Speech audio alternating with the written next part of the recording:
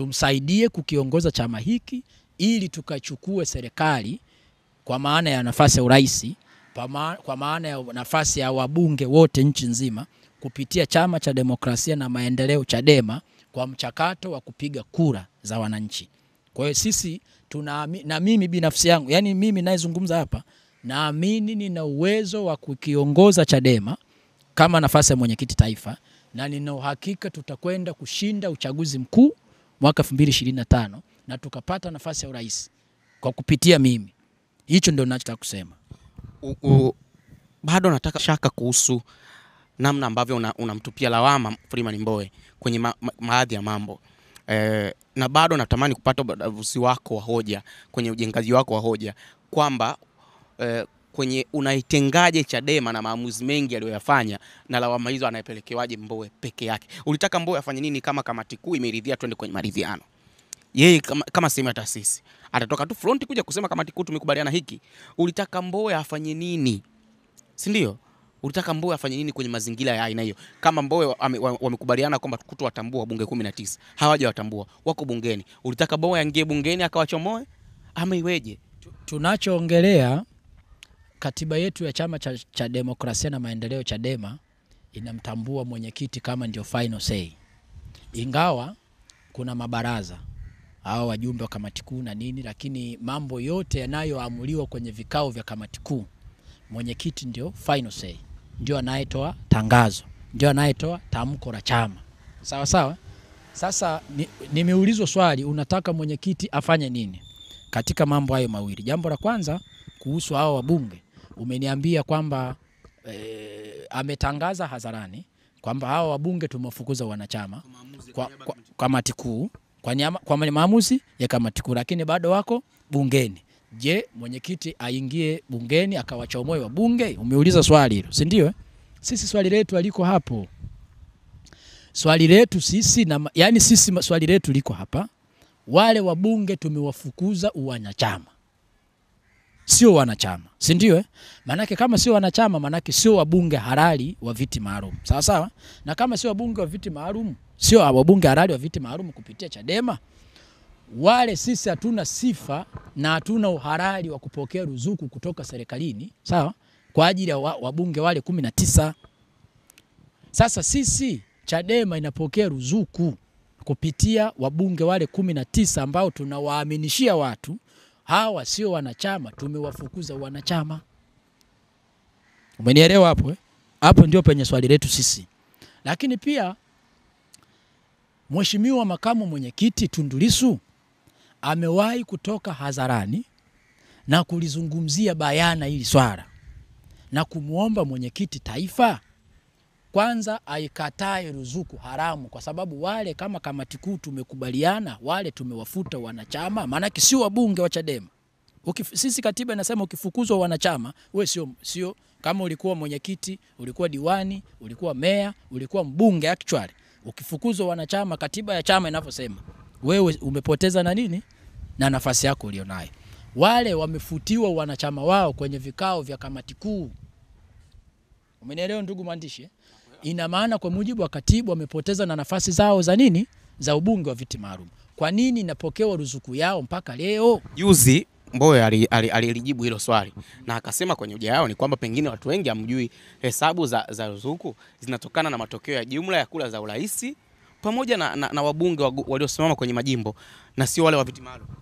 Mimi nitumie nafasi hii kama kweli mimi sikuisikia hiyo. Kama kweli alisema, mimi nichukue nafasi hii ni muombe Mheshimiwa mwenyekiti Freeman Mbowe tufanye press kwa pamoja. Mimi na yeye. Mbowe akae hapo, mimi nikae hapa, ayazungumze hayo mimi nikiwepo ili nijibu hoja yake. Maana nikijibu hapa nitakuwa nakuonea. Nikijibu hapa nitakuwa nakuonea. Romanus ambaye anazungumza kwa undani kabisa mapunda ambayo tuko nayo hapa na tunajaribu kufanua.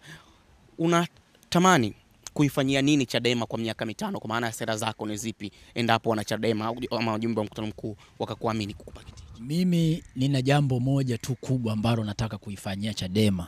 Na hilo jambo moja kubwa ni kuhakikisha tunashinda uchaguzi mkuu na kuhakikisha tunatangazwa kwamba tumeshinda nafasi ya urais wa Jamhuri ya Muungano wa Tanzania kupitia tiketi ya Chadema. Hilo tu. Sasa nitafanya vipi? Utaratibu gani utatumika? Mimi si ndio mwenyekiti bwana.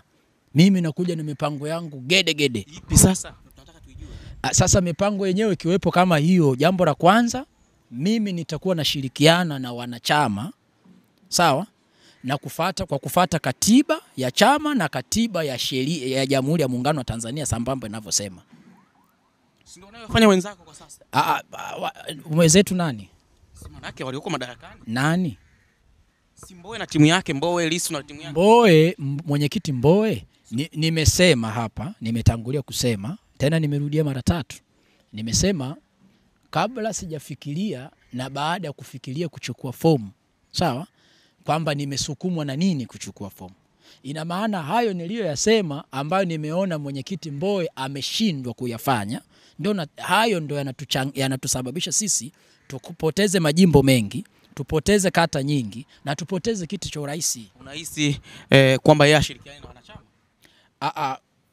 Washirikiane na wanachama kwa kipengele gani? Umesema utamoja ya jambo lako utakia kushirikiana na wanachama kuhakikisha mnaenda kushinda. Mimi naamini hivyo. Kama wanachama wanataka ruzuku isipokelewe ya COVID-19, wale wabunge 19 ambao wamefuta chama, afu mwenyekiti anapokea ruzuku, vipi anaenda sambamba na wanachama? Wanachama wamekasimisha madaraka pia kwa kamati kuu ambayo inafanya maamuzi kwa niaba yao, wamekasimisha madaraka kwa mkutano mkuu na baraza kuu. Hawa ndo walioanza kutoka baadhi, sio mimi tu. Mimi sijawahi kuzungumza kuhusiana na doubt yoyote kuhusiana na hilo, lakini nimetaja, na msinikoti vibaya kwa nini namtaja Lissu, naomba msinikoti vibaya. Lakini ninapomtaja sana Tundu Lissu, ingawa naamini baadhi ya wengine pia wamesema, lakini namtaja Tundu Lissu kwa sababu kwanza ni msaidizi wa mwenyekiti Mbowe, kwamba amekuwa kinara na kutoka hadharani Qur'ani hayo na kumpa hata mwelekeo na kumshauri mwenyekiti wake kwamba mwenyekiti, tumewafuta hawa. Unajua wale ndio voice of voiceless ya hawa watu wa chini. Sawa? Wale ni sawa, tukichagua mbunge ni sauti ya wananchi wa jimbo lile ambalo wamemkaimisha, wamempa mandate pale. Anapozungumza Dodoma bungeni, yeye ni sauti ya nani? Ya wananchi waliompeleka, waliomchagua pale. Sawa? Sasa hawa watu ambao wewe unasema wamewekwa pale kwa niaba ya hawa wanachama wote nchi nzima, ndio wanaopiga kelele na kumtaka mwenyekiti ruzuku aiachie, kwa sababu ni ruzuku haramu. Tunawezaje kuwaita wabunge 19 ni wabunge haramu, alafu ruzuku yao tunaihalalisha? Hapo unapaonaje? Unadhani wale ambao wakubaliani na yale ambayo yanaendelea kutoka hadharani na kuja kuanza kutoa shutuma mzito ni sahihi? Kwa sababu kizingatiwa ni kwamba programu ya demokrasia wengi wape either kikao cha kamati kuu na watu 15 mfano, inapofika hatua watu 11 wamekubaliana na maamuzi hayo na watu 4 hawajaelewa, manake automatically watu 11 nafasi yao itapewa. Hauoni kama hawa 4 wanapotoka hadharani kuja kusema mambo tofauti na kila ambacho watu 11 wamekisema, ambao ni wengi na ndio msimamo wa taasisi, ni kama inatengeneza kitu kingine tofauti? Kwa hiyo kama unamtolea mfano kwamba kuna baadhi ya wajumbe wamekuja kutoka hadharani na kusema hawakubaliani, hauoni hao inawezekana katika kundi la wachache? Kwanza niseme 3/4 ya wajumbe wa kamati kuu ndio waliotoka hadharani na kupiga kelele hizo. Kama ingekuwa ni 3/4, haya mambo yangefanyaje maamuzi wakati huo? Kama yani yangejiwaje, kama yangepitishaje kusema ni maamuzi ya kamati kuu? Ndio maana nasema mimi nikiwa mwenyekiti, nikitoka kwenye nikisema tumekaa kamati kuu jana tumepitisha hivi, watu wanaweza sidauti. Sawa? Lakini pia naweza nikatumia mawazo yangu na nikasema kwamba tumekaa kamati kuu tumepitisha hivyo. Lakini kujiridhisha kwamba haya maneno sio ya kamati kuu ni vile napotokea competition kwamba baadhi ya wajumbe wa kamati kuu wana crash na kumshauri mwenyekiti wao kwamba mwenyekiti, kwenye hili hapana, tunataka mwelekeo huu. Hapo unaweza kupata two things ambavyo viko tofauti. Sawa? Kwa unataka kusema maamuzi mengi ambayo yanatajwa kama ya kamati kuu yanayotoka hadharani sio maamuzi ya kamati kuu, ni maamuzi ya Mbowe? Exactly. Kwa research gani ulioifanya? Nimezungumza mwanzo kwamba unajua vikao vya kamati kuu vina utaratibu. Kila kitu kinachojadiliwa kamati kuu na kikipitishwa kinakuwa hakina purukushani. Sasa hayo yote nilioyaorodhesha hapa, sawa? Unaweza ukaona mwenyewe kwamba kila kitu ambacho mwenyekiti Mbowe amekitangaza na kusema kwamba yeye na kamati kuu amekaa, tumepitisha hivi kwamba anakutana na ushindani. Na nitakupa mifano ambavyo mambo yaliyopitishwa na kamati kuu na yeye akayatangaza na yanakuwa kurudi. Kama lipi? Kwa mfano, kulikuwa na mchakato elekezi, ilikuwa kama semina elekezi kabla kuchukua fomu za serikali, ilikaa kamati kuu. Sawa? Na mwenyekiti Mbowe alitoa maelekezo kwamba tumekaa kamati kuu, tumeagiza nchi nzima kwamba viongozi wa matawi nchi nzima wawasimamie wagombea wao kuchukua fomu, kujaza na kurudisha ili kuepuka na hujuma za CCM. Ulisikia competition yoyote? Hayo ndio yaliyopitishwa na kamati kuu. Lakini ukiona kuna tamko limetolewa, kamati kuu wamekaa, wamepitisha hili, alafu kesho nasikia kwenye vyombo vya habari kuna competition, hapo kuna question mark na kuna warakini pia. Ukitazama kwa namna ambavyo mambo yenyewe yanavyokwenda, wewe umechukua fomu, lakini umechukua fomu kati ya Tundu Lissu na Freeman Mbowe. Na inawezekana watu wengine wakaja, bwana Odelo nimemtaja mapema ametangaza nia hiyo, lakini nataja ninyi watu watatu mpaka hivi sasa mmechukua fomu. Wenzako wawili wamerudisha tayari. Wewe unarudisha lini? Narudisha Jumatano na nimeshatangaza, na sasa hivi nichukue tena nafasi ya kutangaza. Jumatano narudisha fomu na nitakuwa na press conference kubwa na nitaiweka bayana kwamba wapi nitafanyia, kama ni pale makao makuu au ni sehemu yoyote. Lakini nimewasiliana na katibu mkuu, ameniambia hamna tatizo kwamba nitakaporudisha fomu nitafanya press conference pale. Kwa hiyo na shughuli zingine za kujipanga kwa ajili ya uchaguzi na kwa ajili ya kujipanga na naibuka vipi na ushindi nitaendelea nazo. Hauogopi kupita katikati ya miamba hii? Kwenye lipi? Kwa maana ya profile ya Tundu Lissu, Freeman Mbowe. Mimi nimejipanga vizuri na nina uhakika mpaka sasa hivi nina uhakika wa 98% ya kushinda. 98? Nina uhakika wa 98% ya kushinda. Hizi mbili ndio mpaka sasa unamwachia Mbowe na Lissu. Mbowe na Tundu Lissu. Nini kinakupa jeuri? I swear you. Nina uhakika kwa 98% ya kushinda. Unajua watu wanachukulia kama story, kama utani. Na mimi siongei sana. Kama unavyoniona. Siongei sana. Sasa watashangaa kwenye ukumbi wa uchaguzi. Mimi nina uhakika wa kushinda 98% mpaka sasa. Nikwambia hapa mapema kabisa kwamba watu wengine wamekujulia kwenye kuchukua fomu. Tena inawezekana kuna watu wengine mpaka taarifa ndio kwao ikawa kwa mara ya kwanza. Nimesema mwanzo, nilianza kusema wajumbe wenye sifa za kumpigia mwenyekiti taifa hakuna ambaye hanijui. Sasa kuna tofauti wale 1000 na kitu. Hakuna asiyenijua. Tofauti na kuja hao wanaosema wa mtaani huko. Actually inaweza kawa watu wako Tandaimba huko, yeye ni mwenyekiti wa wilaya au watawi, hawezi kujua, anajua tu Tundu Lissu na Freeman Mbowe kwa sababu wale ni viongozi ambao wako high level. Sawa sawa, lakini wale hasa wajumbe wenye sifa ya kumpigia mwenyekiti taifa wote tunafahamiana. Na hao inaonekana ndio wamegawana watu tayari, huyu wengine wameenda huku, wengine wameenda huku. Hatujaona hata wafuasi wako. Hao wengine tunawasema tayari tunaona wafuasi wao hapo wanaonekana. Wewe wafuasi wao umewaona wapi? Tuanzie mwenyekiti Mbowe, wafuasi wake umewaona wapi? Wamemchukulia mpaka fomu na jana wamemsindikiza kwenye kurudisha. Mimi nimechangiwa fomu 1,500,000 nimechangiwa na wafuasi. Sasa na mimi unasemaje? Kuna wewe umechangiwa fomu. Ukiangalia kwenye vyombo vya habari inaonyesha kabisa na wapambe wangu na wadau wanachama wa chama chetu cha Demokrasia na Maendeleo Chadema wamenichangia fomu. Hapo na hapo unasemaje?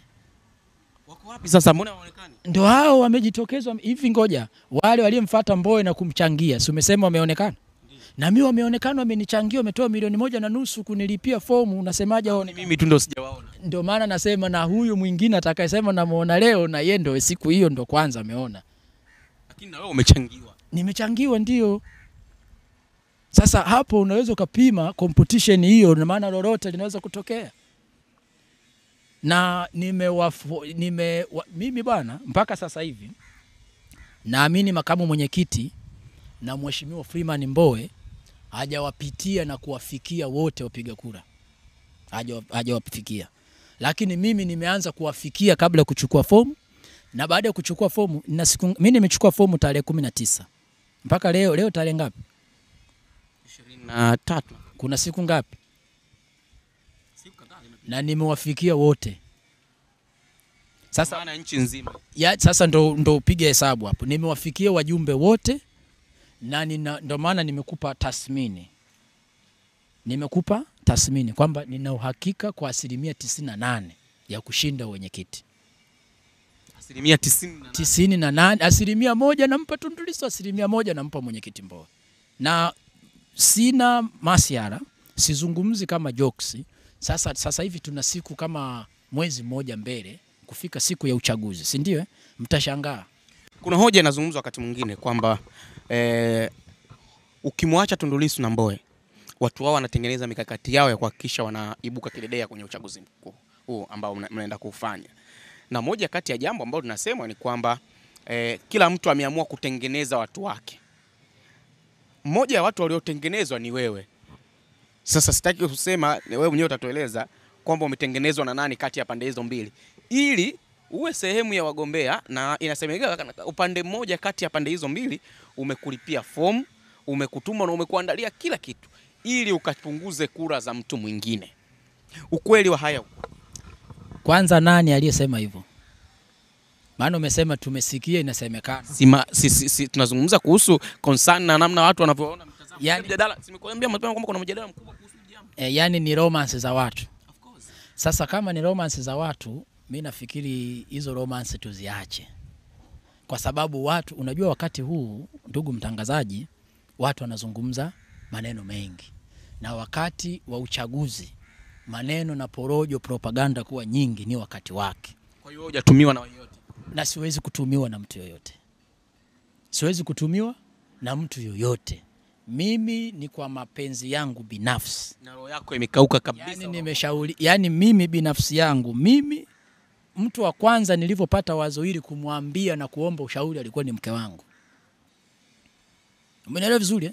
Nikamwambia mke wangu, mimi bwana nataka kuchukua fomu ya kugombea urais, kugombea wenyekiti wa Chama cha Demokrasia na Maendeleo Chadema Taifa. Na mke wangu akaniambia, mume wangu ninavyokujua na ulivyokuwa smart, ulivyokuwa na uwezo wa kupiga propaganda, chukua fomu. Sawa sawa? Lakini baada ya hapo nikachukua fomu. Kwa hiyo hizi propaganda zinazoenezwa na hawa wanasiasa ya kusema sijui mimi ingawa ujawa open, naamini kwamba kama kuna hizo romance zipo, si wamekutajia au wamesema huko kwenye mitandao kwamba mimi nimeagizwa na nani, si ndio? Wewe hizo romance ulivyosoma na kupitia huko unasema mimi nimeagizwa na nani? Nimekuuliza wewe. Mimi sijui. Kati ya Lissu na Mbowe, yupi ambaye umekuwa ukiwasiliana naye? Hao wote mimi ni viongozi wangu. Hao wote mimi ni viongozi wangu na wasiliana nao. Tundu Lissu na wasiliana nao, Freeman Mbowe na wasiliana nao, John Mnyika na wasiliana nao. Kwa hiyo wote na wasiliana nao. Siku za karibuni yupi ambaye umekuwa na mazoea naye?